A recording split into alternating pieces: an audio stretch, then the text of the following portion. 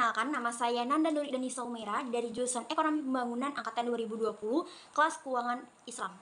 Di sini saya akan menjelaskan 3 akad dari 15 akad tijarah dan akad tabaruh.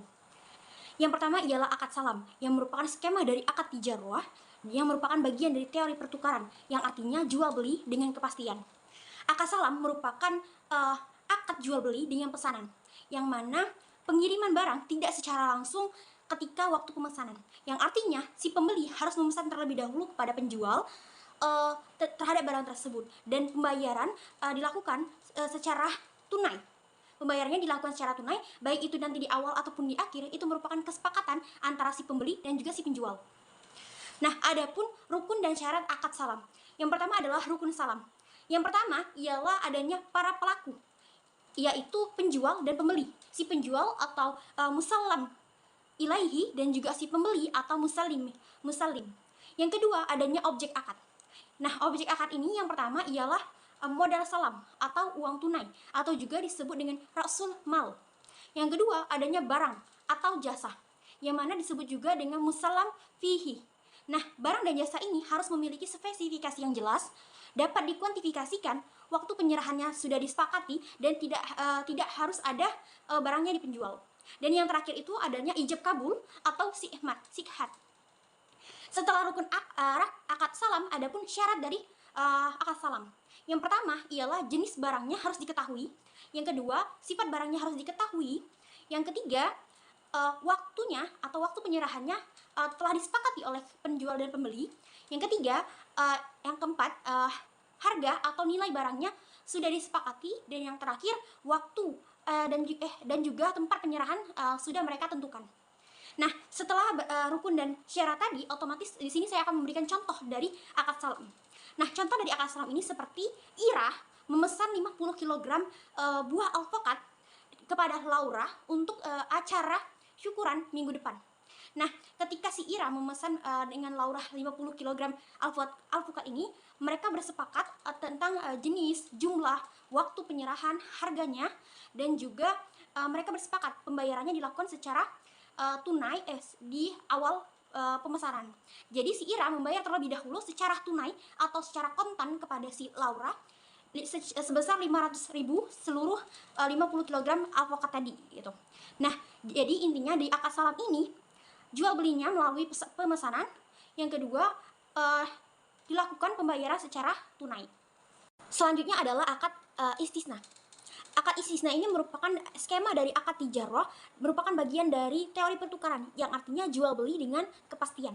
Akad istisna adalah akad jual beli dengan pesanan, yang mana pembayarannya dilakukan secara cicilan dengan jatuh tempo yang telah disepakati oleh si penjual atau sani dan juga si pembeli atau mustasni. Adapun rukun dan syarat dari akad istisna. Rukun dari akad istisna yang pertama ialah adanya produsen atau yang membuat barang, atau disebut juga dengan sani. Yang kedua adanya pembeli atau pemesan, atau juga disebut dengan mustasni.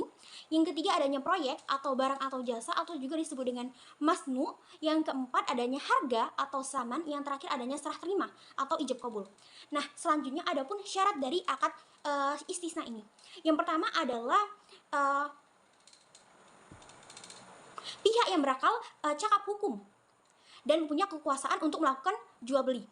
Yang kedua, adanya keridoan antara si penjual dan si pembeli dan tidak adanya ingkar janji.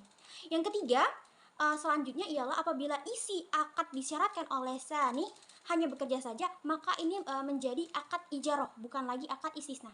Yang keempat, si produsen ini memiliki kesanggupan untuk membuat barang tersebut. Yang kelima, masnu atau barang atau jasa yang dipesan itu adalah barang yang setelah diklasifikasikan secara jelas, baik dari jenis, mutu, atau tipenya. Dan juga selanjutnya, masnu ini atau barang atau jasa yang dipesan ini merupakan barang yang halal dan thayyibah, bukan barang yang dilarang oleh syariat seperti najis atau barang haram atau barang yang mempunyai banyak kemudaratan. Nah, setelah adanya rukun dan syarat tadi, di sini saya akan memberikan contoh dari akad istisna. Nah, akad istisna sama akad salam ini sama, akan tetapi perbedaannya terletak pada pembayaran. Kalau salam tadi pembayarannya secara tunai, maka akad istisna itu pembayarannya secara cicilan. Nah, saya contohkan seperti tadi, si Lia memesan kepada si Laura 50 kg alpukat. dengan pembayaran sebesar 500.000 dilakukan secara cicilan, yang mana mereka bersepakat bahwa pembayaran ini dilakukan selama 5 bulan, yang artinya si Lia harus membayar sebesar 100.000 per bulan kepada si Laura. Nah, yang intinya di dalam akad istisna ini jual beli secara pesanan dan pembayarannya dilakukan secara cicilan. Selanjutnya adalah akad ijaroh. Akad ijaroh ini merupakan skema dari akad tijaroh yang termasuk ke dalam bagian teori pertukaran, yang mana jual beli dengan keuntungan yang pasti. Akad ijaroh ini adalah akad pemindahan hak guna barang atau jasa melalui pembayaran upah sewa tanpa diikuti dengan kepemilikan terhadap barang itu sendiri. Yang mana akad ijaroh ini yang dipakai adalah hak sewa, bukan hak milik. Adapun rukun dan syarat akad ijaroh. Rukun akad ijaroh yang pertama adanya orang yang menyewakan suatu barang atau muajir dan juga mustajir. Yang kedua adanya akad antara penyewa dan yang menyewakan. Yang ketiga adanya ijab kabul atau serat terima atau sikhat. Yang keempat adanya upah atau ujrah. Yang terakhir adanya manfaat, baik itu dari pihak penyewa ataupun dari pihak yang menyewakan. Nah, selanjutnya adalah syarat dari akad ijaroh. Yang pertama, syarat dari akad ijaroh ini adanya bahwa si penyewa dan yang menyewakan itu harus berakal atau balik dan juga sudah dewasa. Yang kedua, adanya unsur antara minkum, adanya suka sama suka dan juga tidak terjadinya ingkar janji. Yang ketiga, barang yang menjadi objek penyewa atau yang disewakan itu haruslah halal. Yang ketiga, barang tersebut memiliki kejelasan. Yang keempat, itu barang tersebut juga bisa digunakan oleh mu'jar sesuai dengan izin dari pemiliknya. Dan yang terakhir, manfaat dari barang tersebut harus dijelaskan secara rinci dan juga detail. Nah, adapun contoh dari akad ijaroh ini, misalkan Maimunah itu mencari kontrakan rumah yang digunakan untuk menjalankan usahanya, yang mana ia mendapatkan kontrakan rumah tersebut dengan biaya 25 juta per tahunnya.